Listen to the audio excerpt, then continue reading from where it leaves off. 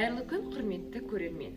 Букорум танымдық бағдарламасының кезекті шығарылымына қош келдіңіздер. Бүгін 6-шы Ж сынып оқушылары Рахимжанов Темірлан, Жеңісбек қызы Рауза, Жылқыбай Әйгерім сіздерге менің атым Қожа шығармасын таныстыратын болады. Сәлеметсіздер көрермендер, біздің сыныпқа берілген шығарма Бердібек Соқпақбаевтың «Менің атым Қожа» атты шығармасы. Біз бұл шығарманы сайт түрінде түсіндіруді жөн көрдік. Бұл шығарманың авторы Бердібек Соқпақбаев.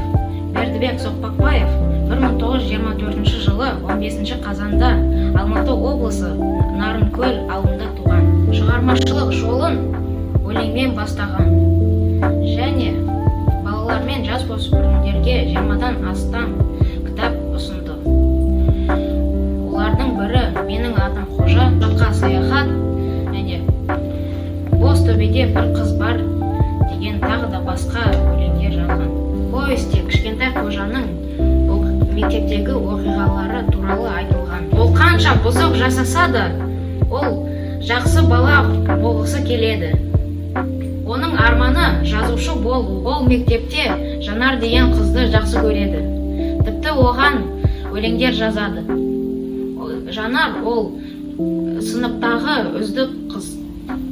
«Менің атым Қожа» шығармасы 1957 жылы жазылған қазақ балалары әдебиетінің озық туындыларының бірі саналады. Авторы Бердібек Соқпақбаев. Ол орыс, украин, француз, өзбек тілдерінде аударылды. 1963 жылы қазақ фильм студиясы «Менің атым Қожа» шығармасын кино ретінде шығарды. Басты кейіпкер Қожа және оның бала махаббаты Жанар, сыныптасы Жантас, анасы сынып жетекшісі мен жан досы Сұлтан.